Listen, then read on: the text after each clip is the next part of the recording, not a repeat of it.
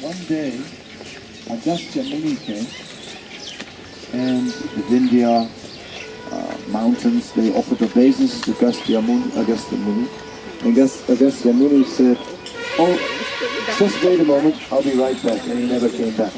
So therefore the Vindhya mountains are smaller than the Himalayas. Anyway, but the Vindhya mountains are much more important than the Himalayas because they perform great austerity and they received Srimati Radharani as their daughter. However, Krishna had already appeared, and because of that, Putana was very active in capturing all the newborn children. So, not only did the Vindhya mountains have a daughter, they had two daughters. One was Radharani, and the other one was Chandravali. So in this way, they're actually sisters, these two competitors. And but both of the girls were kidnapped by Putana. Then the king, the Vindhya king, he engaged brahmanas in chanting mantras. And Putana, she felt the load of the children became very heavy. She couldn't carry them any longer, so she dropped one, that was Chandravali. And then later, in Braj, she dropped another one, and that was Radharani, who was then later found in the Yamuna in a golden lotus, and in this way appeared. And why wouldn't it be so? Why wouldn't it? Just because we think that such things maybe don't happen. Such things do happen. This tree is nice because we can see that here two trees are conjoined. And you can see Radha and Krishna in this tree. You can see the dark tamal, and you can see the Kadamba tree representing Radharani. And that's why I like the tree. Maybe we'll read first a little bit and then we'll have some kirtans. Let's see. Electronics out.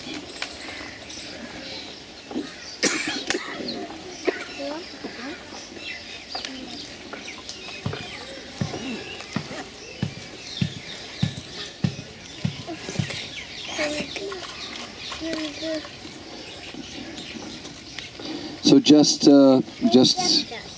out there, they were swinging. We were swinging Radha and Krishna. Did everyone swing? Yeah? You all? Huh? You did, huh? No. Then on the way out. Huh? Don't. It's a special opportunity. Unwilling Radhika was lifted upon the swing by Vrinda and Kundavali, who stood under it, and Krishna forcibly pulled her upon the swing. The Sakis all happily and loudly sang songs when Achyuta sat on the swing with his beloved. Some Sakis stood behind the swing and others before it, making it rock.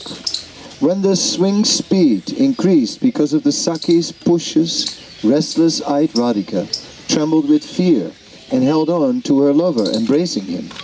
When the Sakis firmly pushed the swing, Radha and Krishna's hair loosened, their earrings swung, their sashes with their lockers, their flower garlands and their bangles loosened.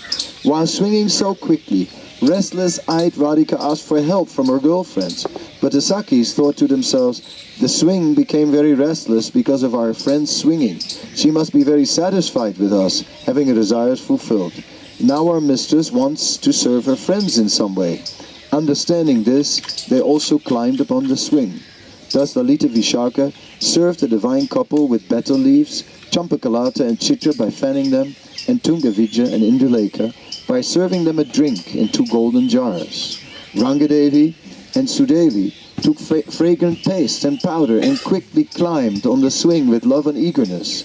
Starting from the eastern petal of the 8-petaled lotus swing, all the Sakis like Lalita serving the loving couple one by one, on the indication of their eyes. Then a most amazing thing happened. Radha and Krishna both appeared before each Sakhi's eyes at the same time. Again the swing was pushed by Vrinda, Kundalata and others. This made it move in a wonderful way. Among other amazing things, that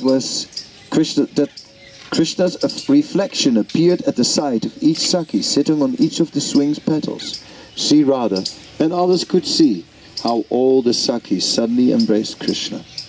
If the sun was not covered by clouds, and the steady lightning strikes with fresh rain clouds. So in this way, swing pastimes were taking place everywhere in Vrindavan. That is somehow or other part of the eternal pastimes of Radha and Krishna.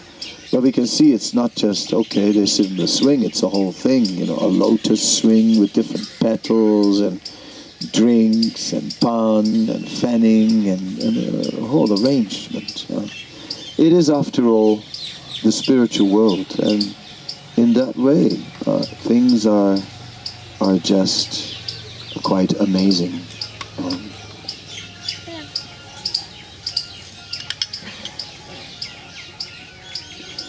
So, of course, it is said that in Vrindavan, Madhurya Ras is the very essence. But how can you see Madhurya Ras on its own? It always exists in combination with the other rasas. And actually, these rasas are very important because for example, the elders who are present, they are enhancing Madhurya Ras. Though the gopis concealed their internal attachment to Krishna, their relatives detected a change in their behavior. Although their minds vibrated with attraction for Krishna, their tender bodies were not yet experienced in savoring the sweet mellows of love. The disturbance in the gopis' minds made their cheeks turn pale yellow in color like the lavali fruit. Their lips dried out like fresh leaves withered by the sun. As the petals of blue lotus flowers lose their luster with the arrival of winter, the childish glimmer in the blue lotus eyes of the gopis gradually faded with the onset of youthful desires. They breathed heavily, as if afflicted by sunstroke. Their erratic movements resembled a deranged person moving here and there without any purpose. Uttering incoherent phrases, the gopis appeared like a person who has lost his speaking ability due to negative planetary influences. When a person develops a mood of detachment, he loses interest in domestic affairs. Similarly, the gopis became totally detached from their home and relatives. Day by day, the minds of the gopis were steadily and spontaneously more attracted to Krishna. This created contempt for their household chores. But they carefully hid these feelings even from their closest friends.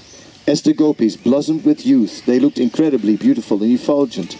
Gradually, the gopis understood each other's purvarag, love prior to meeting. Radhika's flourishing heart radiated most prominently.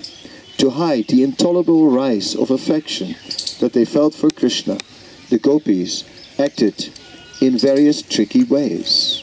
With their intelligence, they reassured themselves of the reality of their deep attachment to Krishna.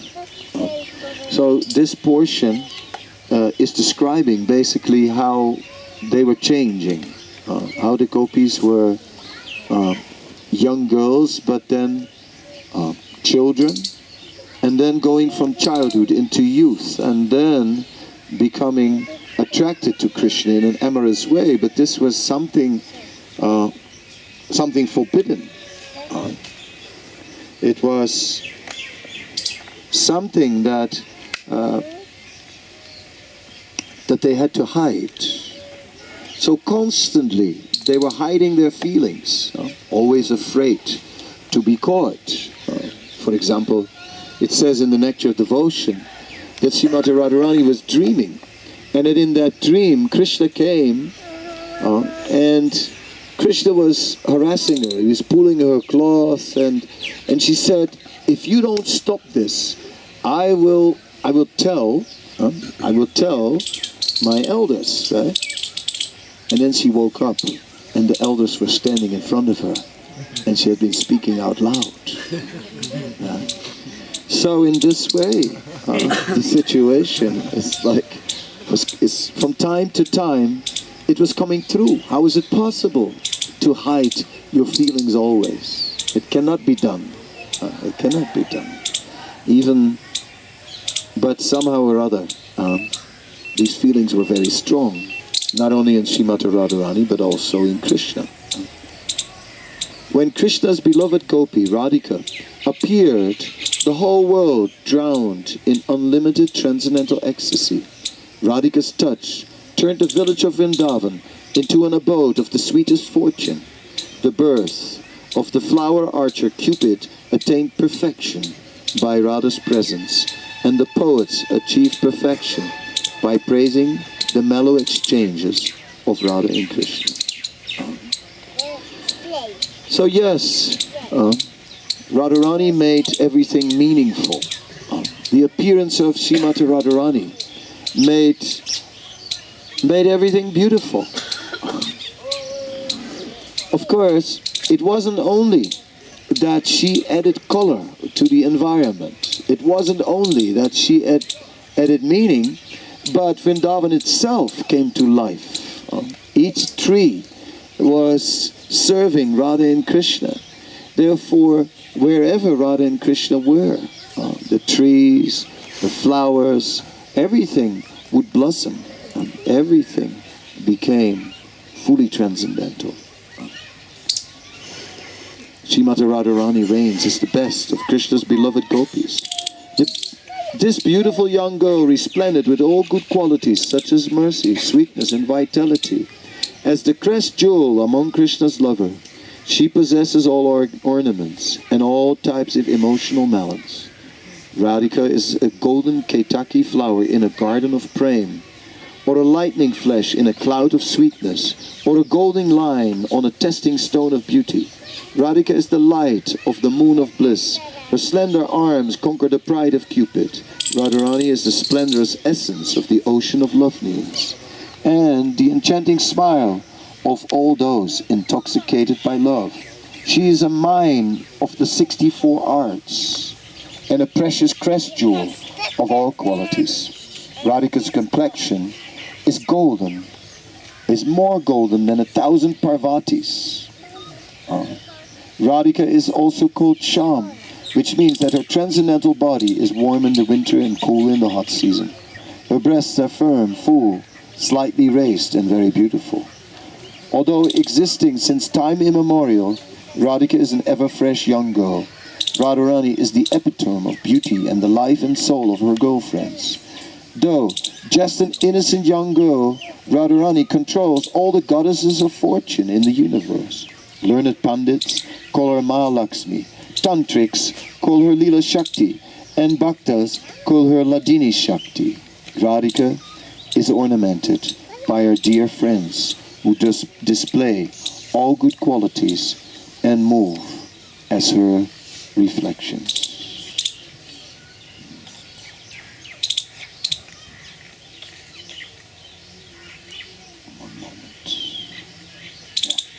When Radha and Achyuta began a joking discussion about the nature of their girlfriends to embarrass them with hidden praises, Krishna said, Radha, who is expert in speaking, who is very hot-tempered and sharp, who runs away when being called for the conjugal battle, and who stops other girls from taking part in that battle, though they may be eager for it, tell me.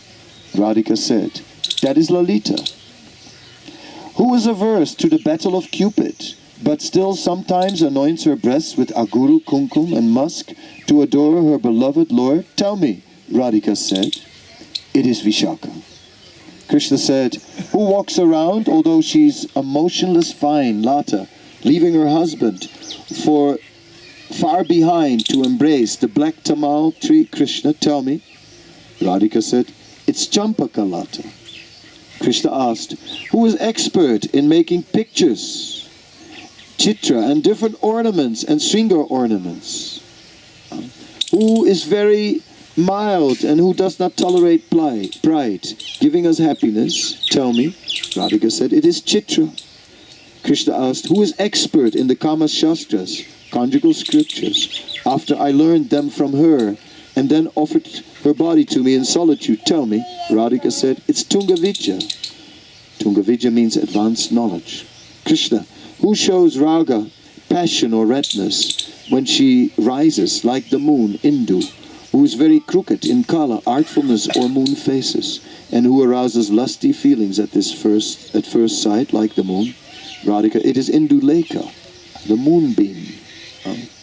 That's the translation.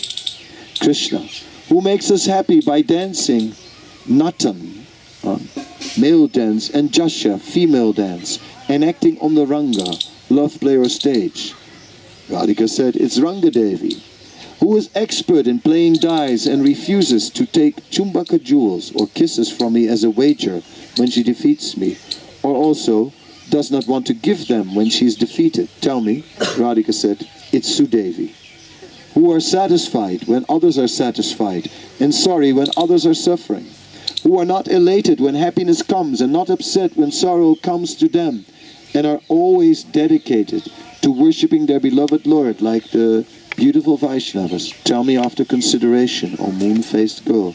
Radhika, they are my girlfriends, Lalita, Vishaka, and all the other Astasakis. In this way, Krishna happily wandered around, joking with the artistic gopis, touching their breasts, kissing their lips, giving them flowers, like a pika bird, intoxicated from relishing the buds, lips, and fruits of the vines.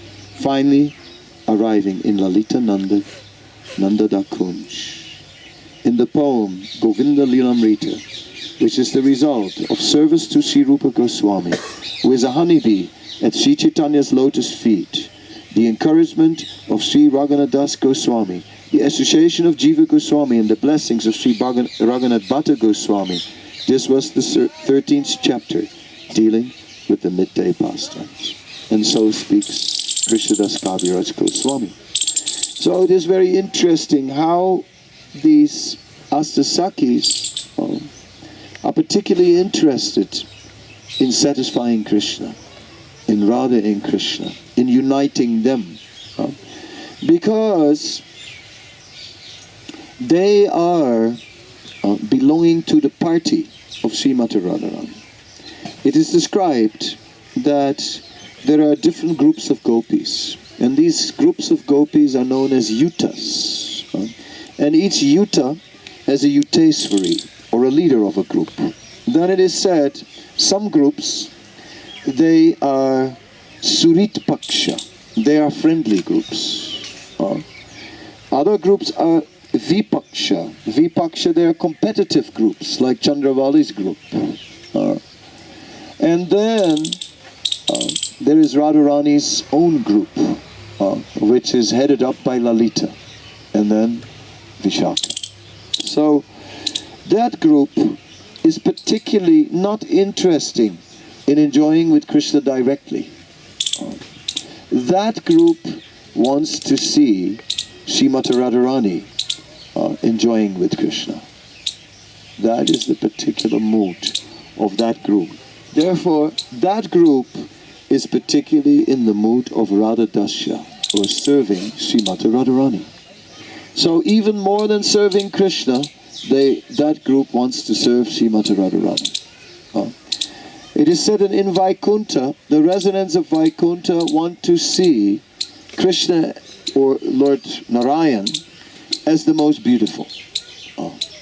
But in the residents of Vrindavan, they want to see Radharani as more beautiful than Krishna. Particularly those who are in Radha Dasya, because they want to please Krishna. And they know that he can only be pleased by Srimati Radharani. Therefore, let her be the most beautiful, because that's the most pleasing to Krishna. So in this way, we are appreciating how how this spiritual world is unfolding. Who are we? Intruders, disturbance. Who are we? Right? Like, primitive creatures, animals from the zoo let loose, right? Somehow or other, wandering around in the midst of such sacred pastimes, bringing in our lusty minds and senses, right? And not appreciating that there is a world where pure love exists. Not appreciating that there is a world where pure love is somehow or other constantly on everyone's mind. A world where there is no lust. A world where every single personality is simply aiming to satisfy Krishna and everyone else. Everyone is engaged in service. Yes, some of the Astasakis also were embraced by Krishna, because it is described that when after Radha and Krishna meets, Krishna expends himself. Then all the gopis came on the swing. Krishna expends himself. Krishna is also in that way, having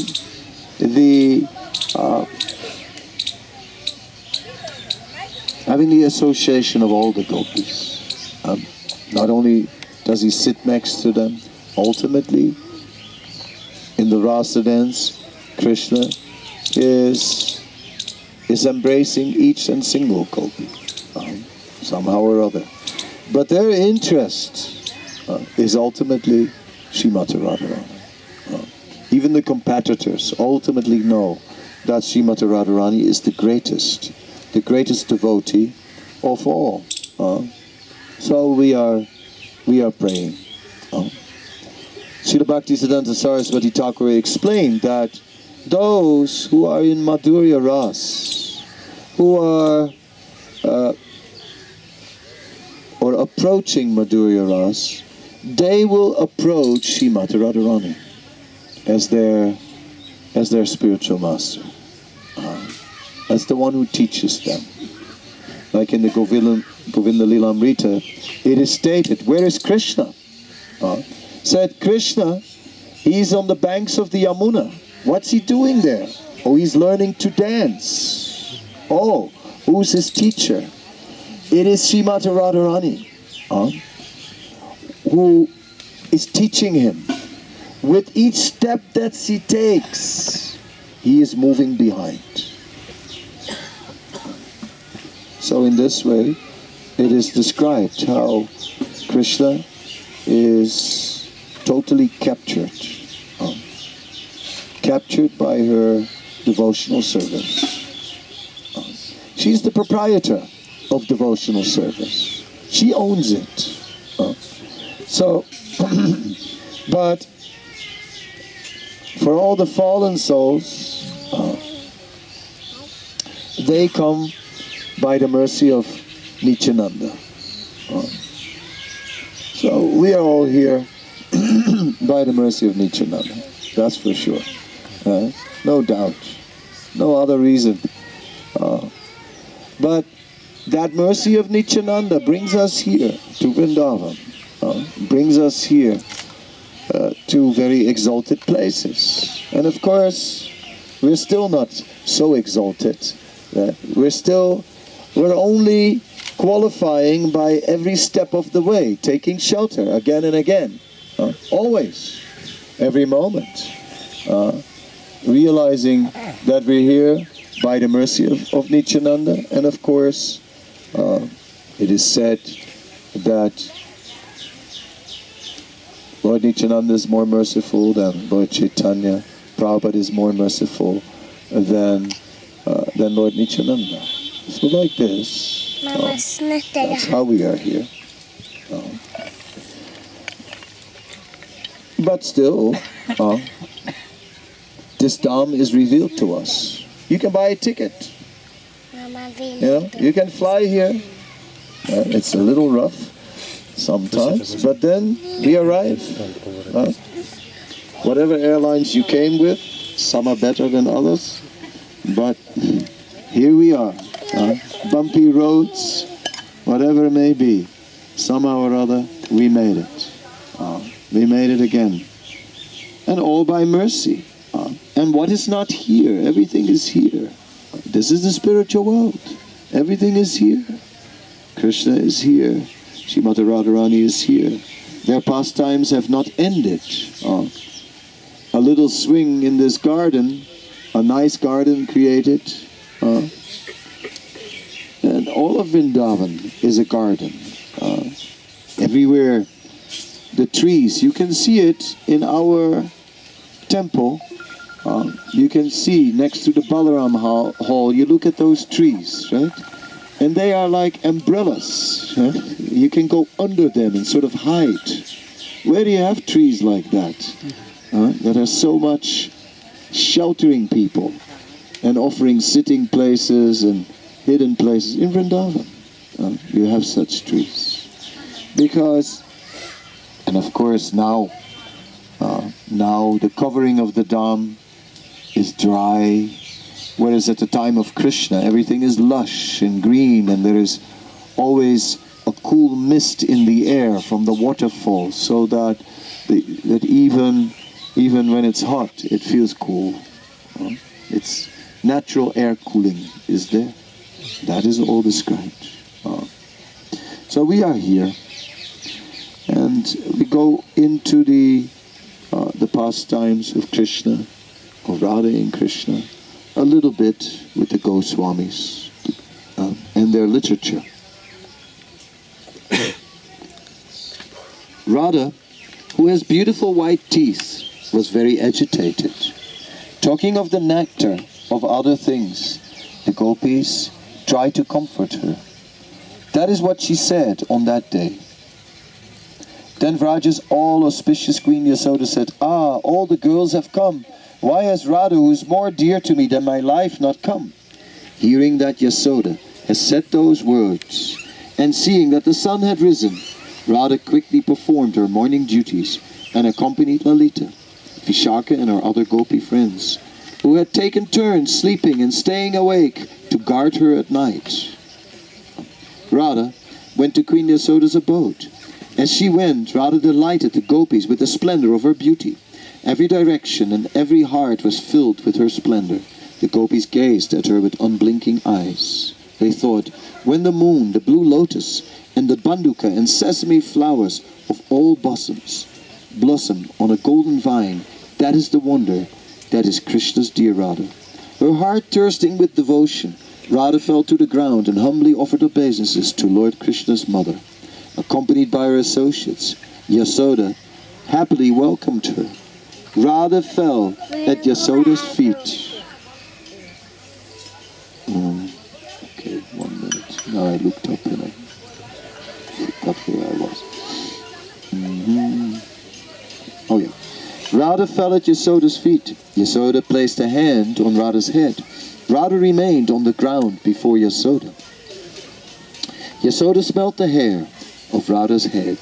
Yasoda picked her up and held her in her arms. With eyes filled with tears, Radha and Yasoda gazed at each other.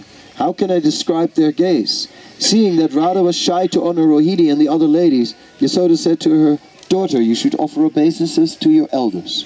With a flood of devotion, wise and charming Radha bowed down before the elder ladies. With a bowed head, she sat down at a respectful distance. Then Lalita and the other friends of Radha also offered obeisances to the elder ladies and also sat down. Then Rohini said, "O Queen of Vraja, the star Rohini now shines with great happiness. Shaking off her original nature, the star Radha has now become an intelligent girl. I give this command. Radha and her friends, splendid like moonlight, should go into the kitchen and prove their skills in cooking. Danya, Mangala and other glorious girls dear to Krishna, girls whose names are delightful and auspicious, should join them there. I do not need to ask Lalita and the other girls who are expansions of Radha's own form. They will certainly help." With this command, the saintly girls offered obeisances and disappeared into the kitchen.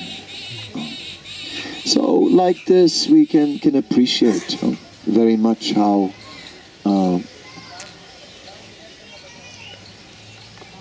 it is about devotional service, how it is about taking a service and just making that our own. Of course, Srimati Radharani got the blessings of Durvasa Muni. And of course, Durvasa Muni said that whatever she would cook would taste like nectar and would give whoever ate it a long life. So therefore Yasoda, as the queen of Vrindavan, was insisting that Radharani would cook every day. Although Radharani lived in Yavat with her in-laws, and they were very concerned, Jyotila was extremely concerned about the interest that Krishna had in her daughter-in-law, that black snake. Anyway, but then again Yasoda, Radharani Purnamasi pointed out that Yasoda was so eager to have Radha cook because of the blessings of Durvasa Muni, that she would surely reward them with a lot of wealth. Now, Jyotila liked that, wealth. I mean, that sound of gold and wealth and jewels and ornaments and all these things that Yasoda had plenty of. She was ready. So she compromised some of her concerns, and Radharani was sent every morning in a golden palanquin and being carried, right? And there was a procession going. It wasn't that she was just walking, no. She was carried by her friends, and in the palanquin they were fanning her on the way, and then they would come to the abode of Nanda, and there was a wall around the palace, and that wall had a waterfall on it. It's a very opulent wall, and a waterfall on the wall, and a beautiful gate, and then they entered that palace. So the opulence of Golok by far exceeds the opulence of Vaikuntha. But now I'm getting confused, because I thought that I have heard that Vaikuntha was the abode of opulence and that Vrindavan is just like a village. So how is it that it's even more opulent than Vaikuntha? How can that be? It can be because when it says that in Vaikuntha it is about Aishvarya, it is about the devotees seeing the opulence of Krishna and seeing Krishna as the Supreme Lord, who is the origin of all the worlds, who is the ultimate controller, who is the ultimate object of worship for all. In Vrindavan, it is different. In Vrindavan, Krishna is a cowherd boy. In Vrindavan, he is as strong as everyone else. When Kamsa was very worried that Krishna would kill him, he decided, after all the demons he had sent to Vrindavan had not killed Krishna, he decided to invite him to come to Mathura. And there he had arranged various very powerful means, very powerful attacks to fix Krishna. One was that elephant, Kuvalayadipa. Huge elephant, monster of an elephant, ready to gourd Krishna with the tusks. And, crush him. Anyway, that didn't work. Krishna broke off one of the tusks after he had... First he grabbed the elephant, ran right between the legs and grabbed the tail and pulled the tail of the elephant. And the elephant was just dragged across. Then the elephant came, he ran back in front of the elephant came storming in, and then Krishna put out his foot and tripped the elephant. And then broke off the tusk. Then, with that bloody tusk over his shoulder, Krishna walked into the wrestling arena. And there were these monster of wrestlers, huge guys, like, muscles like men, like mountains. And then these two boys come here. Everyone said it's unfair, it's an unfair fight. It was an unfair fight because, but not in the way they understood it. But that became clear when Krishna smashed Chanura between the eyes popped out of the sockets and were dangling like down there. Anyway, so that was all terrible. And when Kamsa saw that his wrestlers, who were not just wrestlers, but they were his friends, he would wrestle with them himself for sport. When Kamsa saw all that, and they were killed, then, then what happened was, Krishna started wrestling with some cowherd boys. Krishna and Balaram were wrestling with the cowherd boys, and they defeated them. Now that was too much. That's when Kamsa snapped. That was just too much. Kamsa then said, confiscate everything that belongs to Nanda Maharaj. Disown him. Right? And at that point, Kamsa, just after he attacked Nanda Maharaj, that's when Krishna actually jumped over the royal guard and killed Kamsa. Anyway, so we can see that the cowherd boys, they even defeat Krishna. So in this way, nobody thinks that that Krishna is any stronger than anybody else. I mean, sometimes he wins, but many times he loses. You have to understand, So therefore, the residents of Vrindavan, they don't see that Aishwarya. They don't see Krishna as the source of all beauty, all knowledge, all strength, all renunciation, all fame, and which one did I mention? All wealth. They don't see like that. But somehow or other, they see Krishna as the most lovable object. In the rasa dance, we remember when Krishna left, finally they saw Lord Narayan. Krishna, they had followed Radha and Krishna. The gopis were expert in reading footprints. So they were following everything, and they're looking that, oh, he's not alone. Krishna left the rasa dance with Srimati Radharani. So, and they said, oh, and now she was getting tired. So now there's no more footprints. Now he was carrying her, because the footprints are deeper here. You can see. There's more weight. I mean, they were expert at reading tracks. So the original track reading didn't start with the Red Indians in North America. Also, smoke signals didn't start there, because Radha and Krishna, when they were living in Varsana and Nandagram, they would communicate via smoke signals with each other and set up meetings like that. So it's not that these things have been invented in North America, for smoke signals and reading tracks. No, they were reading the tracks and they could see. But then at one point they found Srimati Radharani there alone. She had become proud. She had said to Krishna, oh, I cannot walk anymore. And Krishna carried her and then disappeared. Then they went looking for Krishna everywhere, and in due course of time they saw Lord Narayan. When they did see Lord Narayan, they first offer obeisances and said, my dear Lord Narayan, have you seen Krishna? So, my dear, they even said Supreme Personality of Godhead. They knew that Lord Narayan was the Supreme Personality of Godhead, and said, please accept our obeisances, very nice. But have you seen Krishna? And Lord Narayan said, no, I haven't seen him.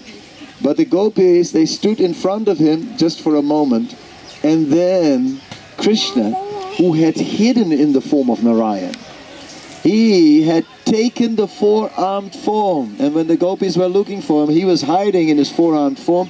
He couldn't maintain that four-armed form in front of them. He couldn't. Their love forced him to again appear in that form with the flute. There are many such trees in Vrindavan. Many. Kadamba, Tamal, the blackish tree, the golden tree. Golden tree, the Kadamba is representing Srimati Radharani. That is why it is a significant tree. It is, of course there may be trees intertwined everywhere in the world in nature, but it is something that on this place, such a tree is there. That's why I like this tree, and I like to sit here, although some people like to sit there, near the swing, because there's a nice marble floor, and a big dog also to protect us. And shade. But I like the tree because it's Vrindavan, very much. It's just, many times we come to holy places and it's what the devotees have done. The devotees, they create temples in a place, and oftentimes that's all we see. We see the temple. We go to Kesi Ghat, we're seeing the sandstone palace. Right? We see the Ghats into the Yamuna, impressive. But we don't see the eternal spiritual world. We see Radha Kund, and we see how so many deities are there, and you can see Bhajan Kutirs and so on. But what we don't see is the Radha Kund that Radha and Krishna are seeing and the gopis are seeing. We don't see that Radha Kund. That Radha Kund has, each of the Astasakis have their own kunja around Radha Kund. And each of these kunjas, they are little groves with seating places and sort of hidden, disguised. And there are beautiful floors. It's not just, dusty and everything. No, there are nice marble floors and beautiful seats and so on. And the gopis clean these floors by untying their hair and use the hair as a broom. Those are things that are going on.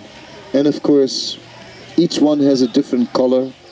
Like the one of Champakalata is golden. And it's said that everything is golden there. The whole thing, the throne is golden, the backdrop is golden, the decoration is golden, the whole kunja looks golden. And sometimes when Krishna is there with Srimati Radharani, who is dressed in a golden sari when she goes there, then it looks like he's sitting alone. When you look inside, it just looks like he's alone. In this way, these pastimes are going on, very hidden places. Let's see, what did I read this?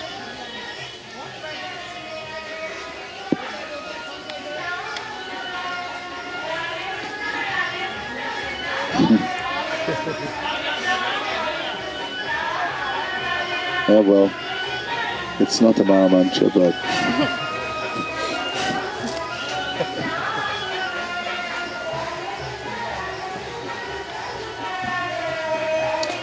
it's like there are many mantras in Vrindavan that are not from our sampradaya,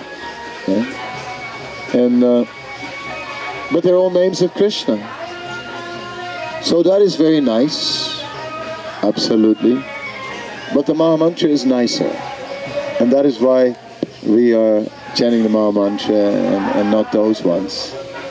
Because the Maha Mantra is basically, it's revealing Srimati Radharani as the owner as the personification of the Ladini Shakti, the owner of devotional service. And by rendering service to Krishna, the all-attractive, one gets Ram, which is transcendental happiness. So that's the meaning of the holy name, actually.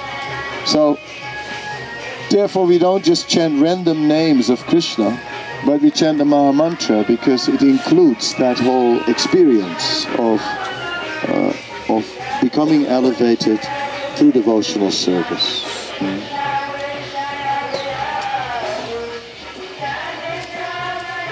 This garland of Bakula flowers, you should give it to Shamasaki's maidservant, who in turn will give it to my deserving mistress, Radhika. Kusamasava said, Shamasundar, just see, my words are coming true. And the parrot replied, a Brahmana's words are infallible. You should give this Bakul garland to Bakul Saki, and she will give it to Radhika. And Krishna, the destroyer of demons, smiled gently and spoke just according to time and circumstances. The young girls of Vrindavan are naturally proud. Why should they come here on the orders of Batu, who is simply a Brahmana, entertaining everyone with his jokes and silly behavior? Therefore, O best among the birds, in order to comfort, why don't you go to her? Hearing your pure, soft and sweet request, that Bakula Sakti, accept your Bakulai garland. Immediately that best of the birds flew to me and said, O Bakul Mala, do you recognize me? Why are you picking Bakul flowers? Why not come to see the Prince of Vrindavan? I will give you the garland that Shamasundar has made himself. So you need not toil so hard picking flowers. I replied to that parrot, O best of the parrots, the scriptures are right when they say, so, I lost it again. Krishna, where was I?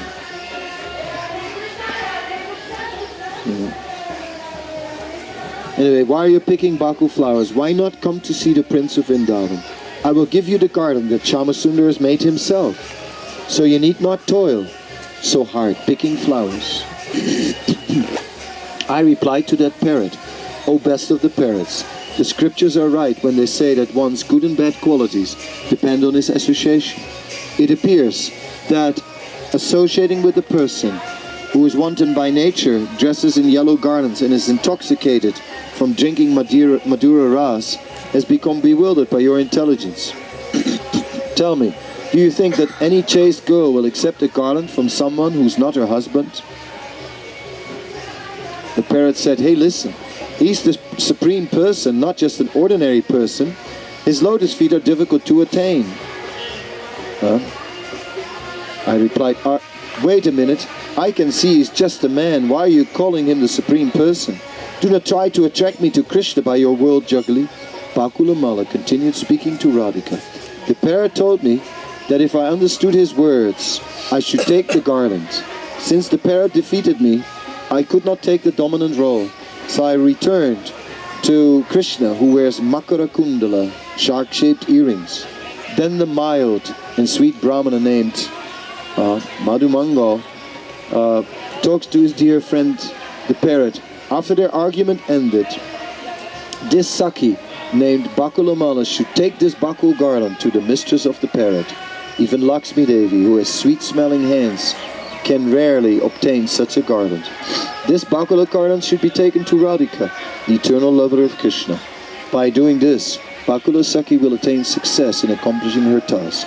This Bakula Saki, who is the personification of Krishna's sweet love, is expert in this work. At that moment, Damodar slightly trembled as he raised his soft lotus palm, moistened with perspiration. While looking in the opposite direction, a sweet, nectarian smile appeared on his face. Jenny gently touched my hand and gave me the garland. I returned to my mistress, Samasaki, and presented this garland, which embodies the fragrance of Krishna's pure love for you. I told her all the details of my meeting with Krishna, and how this garland conveys his heartfelt desire to meet you. And now my mistress has brought that garland to you. Then Shamasaki adorned Radha's neck with the Bakula garland. Radhika felt the thrilling touch of her beloved by contacting the garland made by Shamasundar's hands. And as a result, Radha's body surged with ecstatic symptoms, and her cheeks swelled with delight, feeling the rising of love. Tears flowed from her eyes.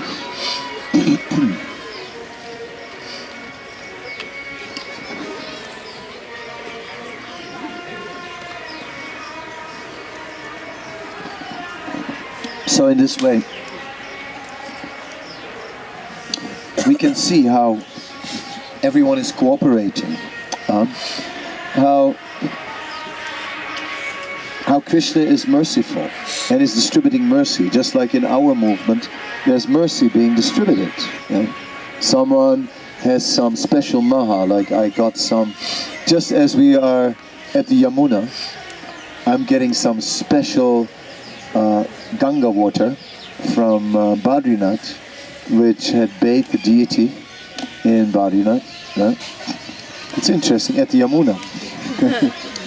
It's sort of Ganga also manifested. Yeah, just there. Could have been given in any place, but somehow or other I got it at the Yamuna. I don't think you thought about that. You just gave it, right?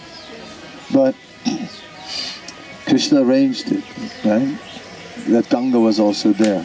Many got it, but Ganga that had bathed the Lord, Lord Padri Vishal. So in this way, mercy is there. It's not just Radharani who's making every day her Vajayanti garland for Krishna, the long garland made of 5 different colors flowers that extends below Krishna's knees.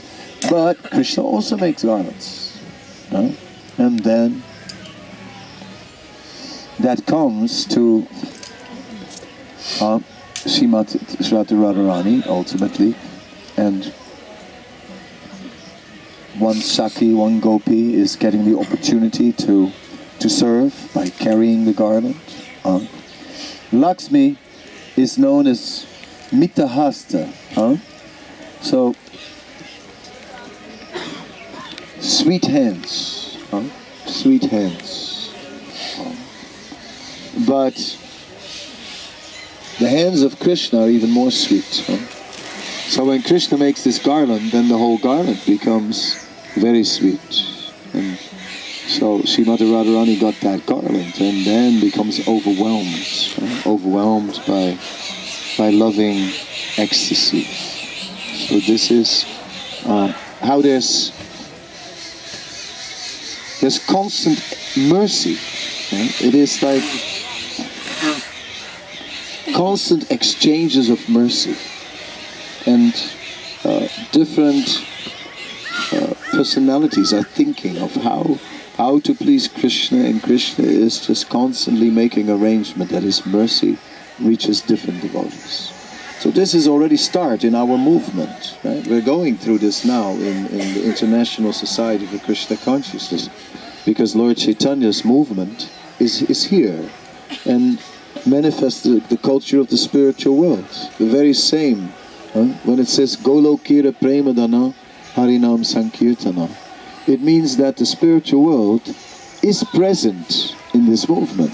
It's not that we are in this movement, and if we behave well, and if we are good devotees, and we every day chant 16 rounds, and we're following the 4 regulated principles, and we're all very nice and sweet devotees, then at the end of this life we'll just go to the spiritual world and get the mercy. No. It's the spiritual world has come down. It has descended. And we are in it. We just don't see it. In Vrindavan it's easier. It is easier to see. And in the West, wherever, in the West, in the South, and wherever we reside, in some God-forlorn places, it's just more difficult. It's just more difficult. The Bhagavatam says, Kiratu nandra palinda polkasa abira sambhakasadaya yenye sapapaya tapasriya sriya sujanti tasmai Prabha Vishnave Namaha. It gives the whole list of all these countries. Africa, it starts with Africa. then the Hunas, that's the Germans and the East Europeans and all of them, right? Andhra, then we go to Andhras, South India, Andhra, the Pulindas, all these people that eat olive oil, right? Greece, and that greasy place, and everything swims in olive oil in Greece, and then Italy, and España, and all the Pulindas, right? So then we have some kathas, the Japanese and the Chinese and the Koreans, all kathas, right? So Pulkasa, Abiras, that's pretty easy to guess, right? So they've all taken shelter of sinful ways of life. So then it's hard to imagine the spiritual world. That's why Krishna seems so far. That's why sometimes it seems like a fairy tale. But when you're in Vrindavan, it seems much more real. And when you're a long time in Vrindavan, it just becomes very real, and then you take Vrindavan with you. And that is why we are here. We're not here for some transcendental entertainment, like bus tour with Kadamba Kanana Swami. So nice. Singing like Gandharva. And then, going nice, peaceful places. I try to go to places where it's more peaceful, to places where there are no pandas, because I'm a little bit allergic to that. But and this place is very nice and peaceful. We have it all. You can be here and take all the time you want. There is no one asking for a donation. And Ananta's put a donation box in the back, but we can put something in it though, Ananta, at the end. Why not? We should give something in these places, because they're maintaining these places, right? So that we can come here, and so let there be something. So yes, many nice things we can think about. So this Bakula Mala Shaki. I'm not sure who's the Bakula Mala Shaki. It sounds like a nickname. Right? She must have another name. But Bakula Mala Shaki obviously is the one who always gets involved with these Bakula Malas, with the garlands from the Bakul tree. And that's somehow or other Bakula Mala Shaki. Yeah. So a simple service like that can become the perfection of life. And we see this in Vrindavan. Here life is simple. Prabhupada spoke about the old lady who would come every day in Radha Damodar temple to bring some water from the Yamuna, which they could offer in Mangalarti. So that they had real Yamuna water every day. She'd bring one lota for the pujaris to use Mangalarti. She was and Prabhupada would sometimes open the door for her, and she'd come very early. And he said, for this she'll go back to God. For this. Just to be so simple, to do a simple thing, right? If only we could be so simple. But as we are living in a modern world, there is endless variety, endless impressions, the information age, endless information, quicker, faster, everywhere. We need faster internet, faster, so we can get more live transmissions.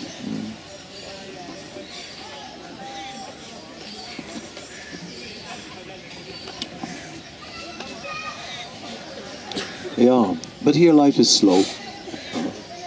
Here we have time. We don't need to go anywhere. We don't need to check any mails right now. Even if you brought the phone, please don't look. Yeah?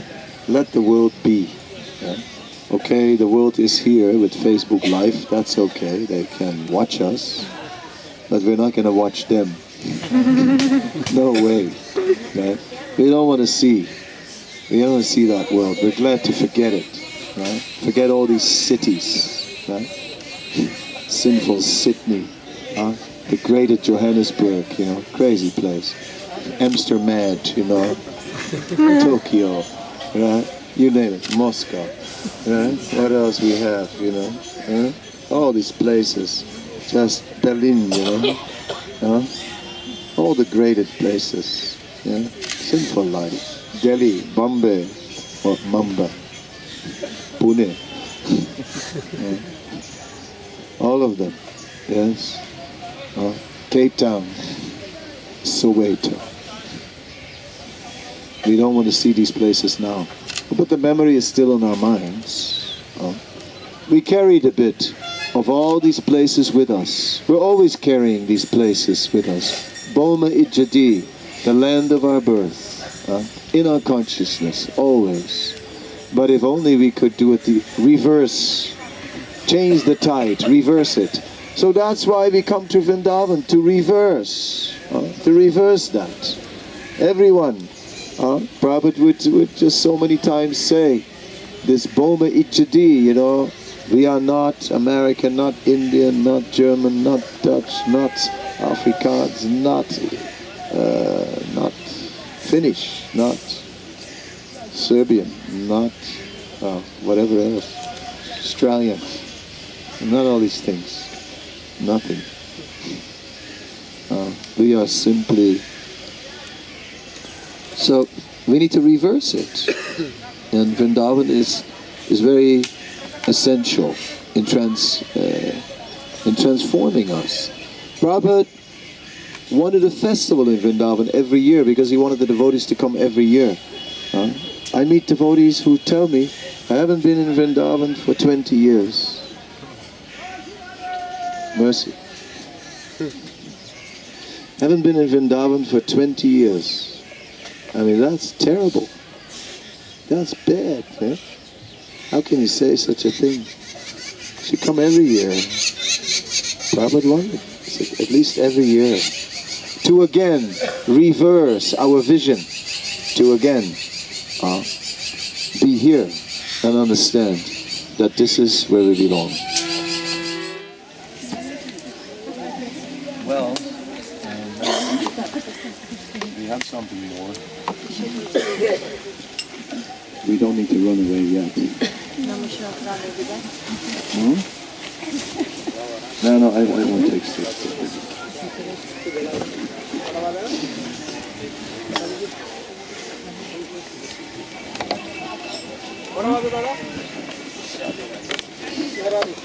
Jai Shri Ram. So,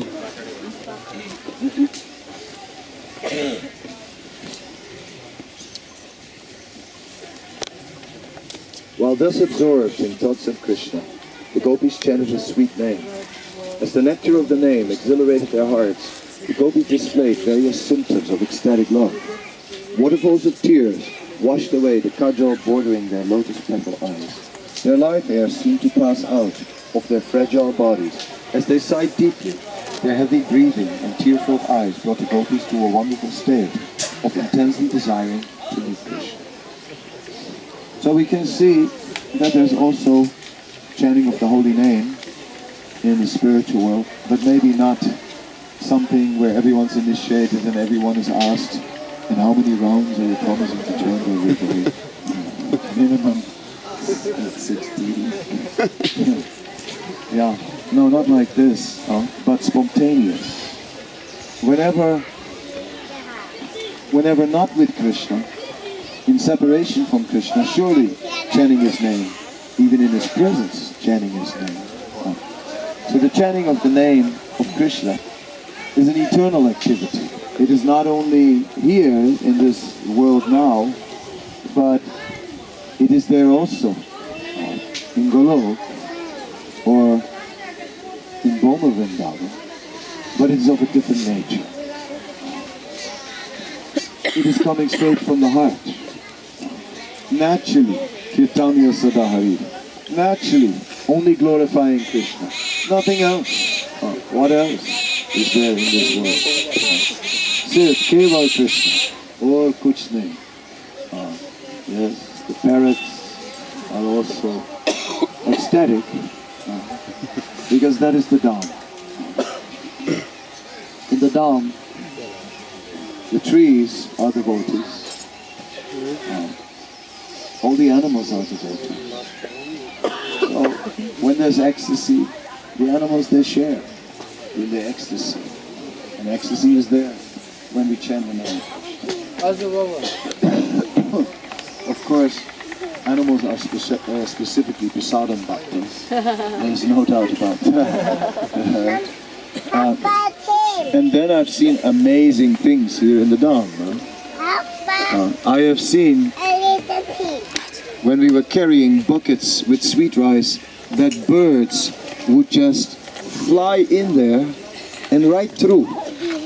They would just come through the bucket series from the sky, make a dive, and just go through the sweet rice, eating all the way as they were flying out on the other side, all white.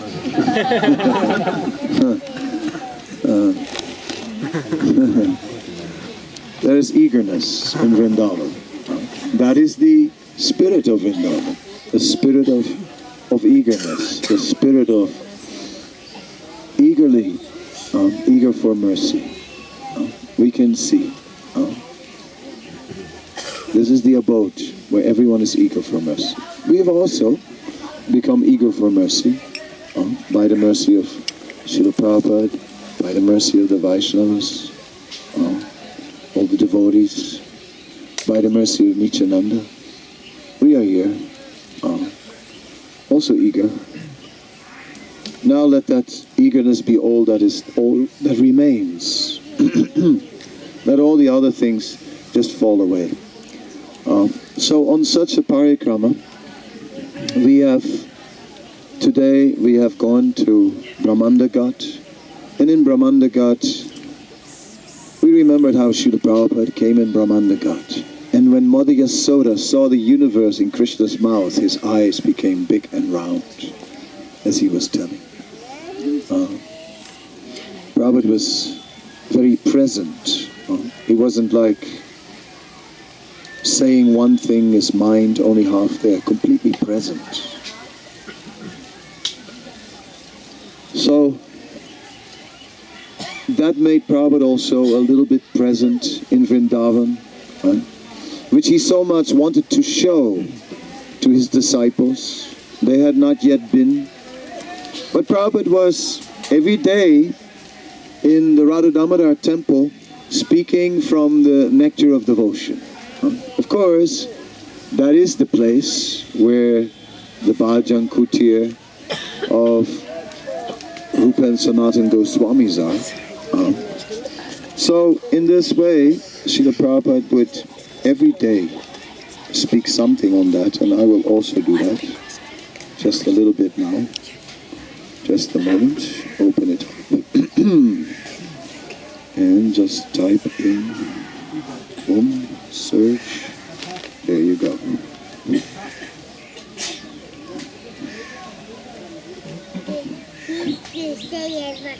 When Srimati Radharani first saw Krishna, she suddenly became conscious of all transcendental happiness, and the functions of her different limbs were stunned. When Lalita, her constant companion, whispered into her ear the holy name of Krishna, Radharani immediately opened her eyes wide. This is an instant of alertness caused by hearing the sound of Krishna's name. One day, in a joking mood, Krishna informed Radharani, "My dear Radharani, I'm going to give up your company." Upon saying this, he immediately disappeared, and because of this, Radharani became so afflicted that the hue of her body changed, and she immediately fell down upon the ground of Vrindavan. She had practically stopped breathing, but when she smelled the flavor of the flowers on the ground, she woke in ecstasy and got up. So this is an instant of alertness caused by smelling. When Krishna was touching the body of one gopi, the gopi addressed her companion thus, "My dear friend, whose hand is this touching my body? I had become very afraid after seeing the dark forest on the bank of the Yamuna, but suddenly the touch of this hand has saved me from hysterical fits." One of the gopis informed Krishna, "My dear Krishna, when you disappeared from the arena of the Rasa dance, our dearmost friend, Radharani, immediately fell on the ground and lost consciousness. But after this, when I offered her some of your chewed battle-net remnants, she immediately returned to consciousness with jubilant symptoms in her body." One night, Srimati Radharani was talking in a dream. "My dear Krishna," she said, "please do not play any more jokes on me. Please stop, and please don't touch my garments either. Otherwise, I shall inform the elderly persons, and I shall disclose all your naughty behavior." While she was talking like this in a dream, she suddenly awoke and saw some of her superiors standing before her. Thus Radharani became ashamed and bowed her head. A messenger from Krishna came to Srimati Radharani while she was sleeping, and Radharani immediately awakened. Similarly, when Krishna began to blow on his flute in the night, all the gopis, the beautiful daughters of the coward man, immediately got up from their sleep. So we see that, like, Srila Prabhupada gave us all these wonderful pastimes of Krishna. And we just have to gradually appreciate. Radhika, "O Krishna, this incomparable flute of yours is the best scholar of irreligious scriptures, and it makes all the girls of the world mad." Krishna said, "Radha, my flute destroys all the faults of the housewives, making them follow the religious scriptures. Namely, that they should surrender to me and fulfill all my desires." Radhika said, "The maidens that were devoted to Katyayani were very tender. How could they tolerate the attacks of a mad elephant like you?" Krishna, "They can tolerate it, as the flowers can tolerate the approach of a large honeybee." So, in the same, because that is a natural connection between the flowers and the bees. In the same way, a natural connection. So the connection with Krishna is natural, and therefore, when the sound of Krishna's flute, or when Krishna in any other form or way approaches us, sooner or later we'll become touched and we'll become attracted. Sometimes we think, how can we preach? How can we convince people to take up Krishna consciousness? It's so difficult. What kind of strategy can we think of to somehow or other make them devotees? What kind of title can we give to the lecture so that they'll become captured? Yeah? We're thinking like this. But actually, all these things, it doesn't work in that way. The way it really works is simply, Krishna is irresistible. Krishna is all attractive. So it's just a big wall of ahankara, a big wall of false ego in between.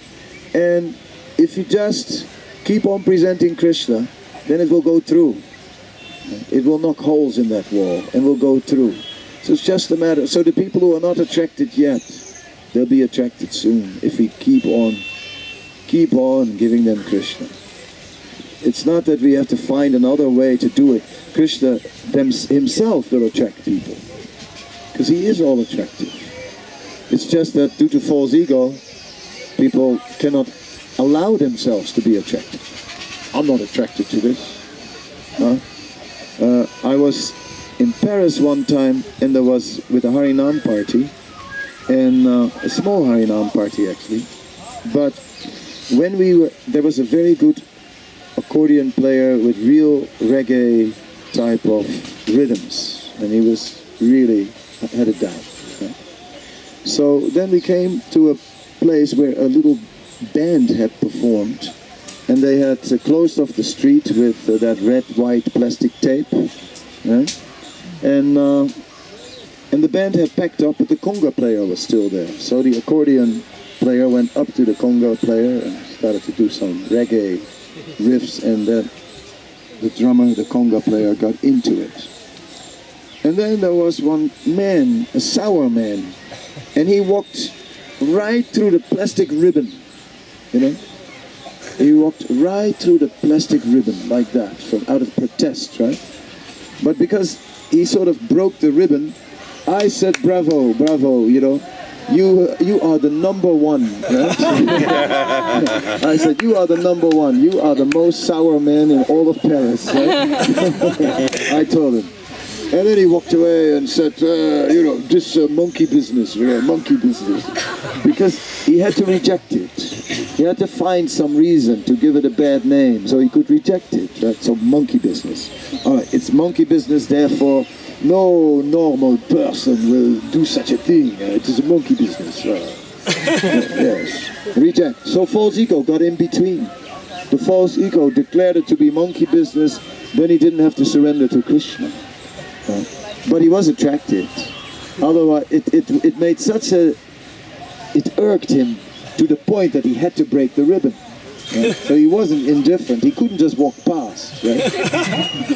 Something in him, it was attacking him. It was just getting to him so much that he had to break the plastic ribbon. You see, otherwise he would have just walked past and looked somewhere else, and he would have never noticed it. You see. So this is how Krishna consciousness is simply developing. It's not hard. How will I ever become Krishna conscious? Just more Krishna. More. You know? Bhakti Parisana Bhava Virakti. How will I ever get over this hunger?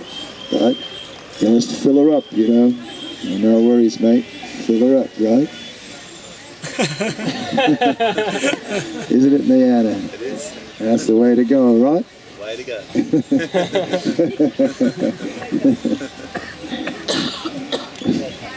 What kind of things should you fill her up with, Mayana? Fill them up with plenty, you know? Fill them up with plenty. Anything else? What kind of plenty? Plenty more. Plenty more, right?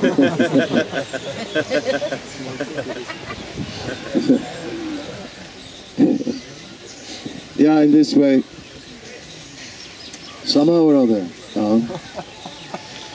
That's why we were here last year, and some people were also here last year, and they go, oh gosh, same place, we were already there, I was here already so many times, and nothing new.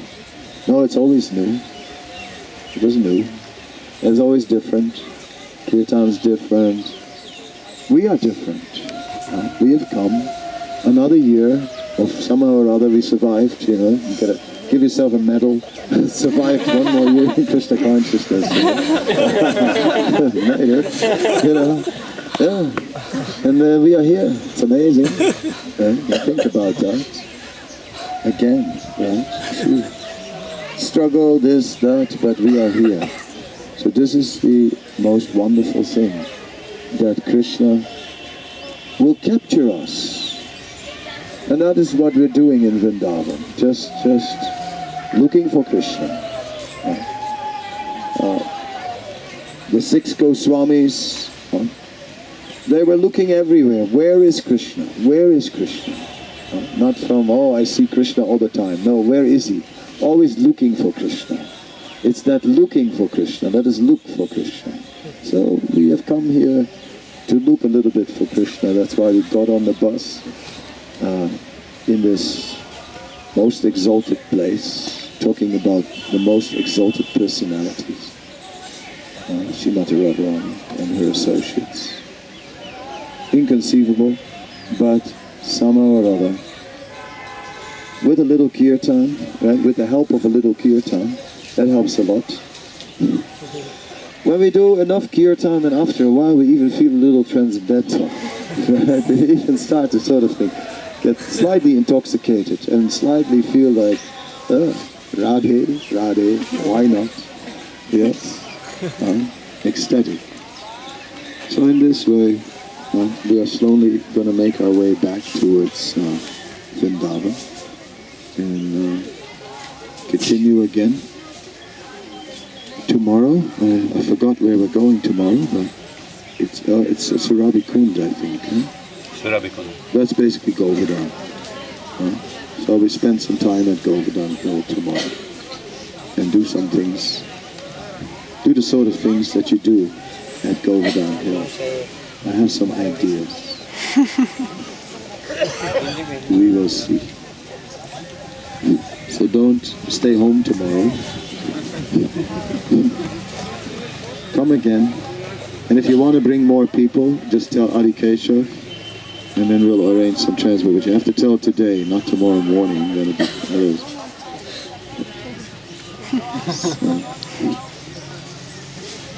But yeah. Thank you very much. Shri Prabhupada ki jai. Shri Vrindavan Dham ki jai. Shri Ram Mayapur ki jai. Shri Jagannath Puri Dham ki jai. Ananta Koti Vaishnava Vrinda ki jai. All glories to the assembled devotees. Hare Krishna. All glories to all of the viewers. All glories. Even sometimes Facebook Live is nice. So, Hare Krishna. See you again tomorrow. Hare Krishna. It's Surabikona. Hare Krishna. Okay, that's it. I'm not a pop star. Rock star.